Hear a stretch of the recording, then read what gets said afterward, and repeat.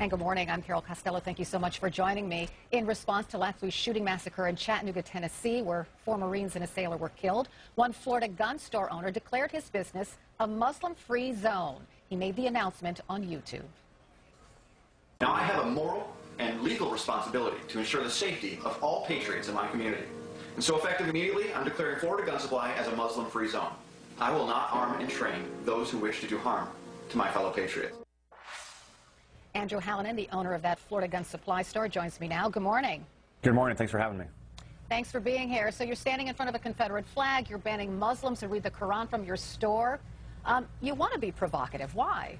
You know, the goal of the video was to offend, as many people as I could, quite honestly, so we could start a conversation about the political correctness that has become overly extreme here in the United States and causing loss of life that we could prevent if we if we looked at Islam for what it is.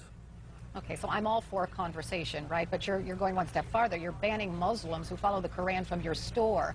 How do you determine which Muslim who follows the Quran? You know, it's a pretty unenforceable action, right? I mean, I can't by law ask each and every person that comes through my doors what their religious background is. But the ATF expressly gives me the right and the authority to deny service to anybody that I feel is a threat for any reason. And it happens on a weekly basis that we have people come through the gun shop that they pass their background check. They seem, but they seem a little off. And we make the determination on a case-by-case basis whether or not we're going to arm and train these people, because the last thing we want to do is have more loss of life, for any sort of tragic event. But mostly, if their last name sounds a certain way to you, that would disqualify them.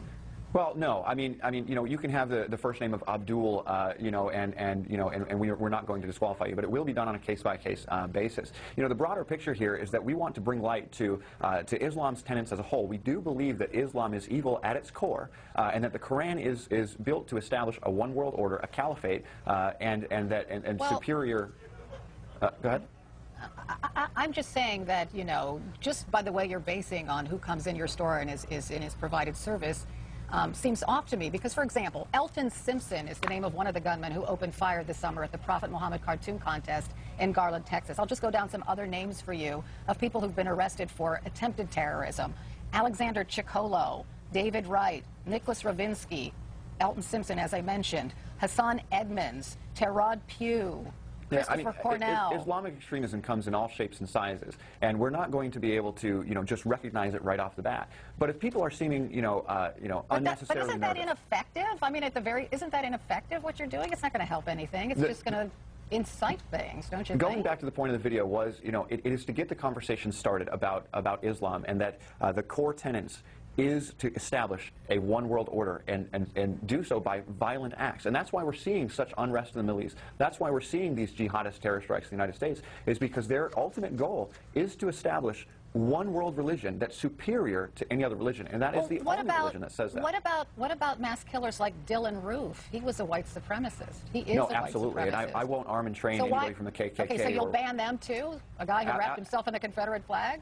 Yeah, if I have reason to believe that that the person is not buying these firearms or getting these trainings to do good in the community or to protect their homes and families from evil people, then I'm not going to sell them firearms, whether that be somebody from the KKK or somebody from, a white supremacy movement or anything like that. But we don't necessarily have to have a sign out that says no KKK. If a white supremacist is a Christian and follows the Bible, is that the same as a Muslim who follows the Quran? Are they both the same in your book if they're intent on committing mass murder?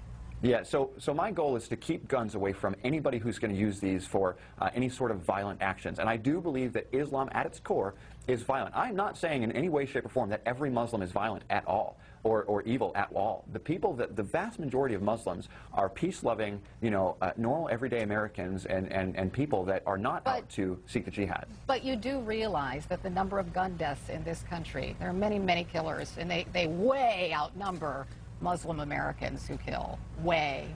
190,000 since 2000, there were 37 Muslim Americans who specifically targeted people because of their political or religious beliefs. You know, studies show time and time again that the more lawful firearms and the more trained people per population, the crime rate always goes down. 100% of the time. It's never been proven wrong. The perfect example was Chicago. The day after they announced concealed carry finally in Chicago, they had the lowest murder rate in the history of Chicago. And that's a really wonderful testament to lawful firearms being a deterrent to violent crime. And so my it goal wasn't is to because make a they were statement. denying guns to Muslims who read the Quran? So I'm not denying guns to Muslims who read the Quran. I am denying guns to Muslims who believe the Quran exactly the way it's written and wish to establish a caliphate, a one world order, and kill unbelievers for not believing. And that's my goal. I'll leave it there. Andrew Hallinan, thank you so much for being with me. Thank you. Appreciate it. Also,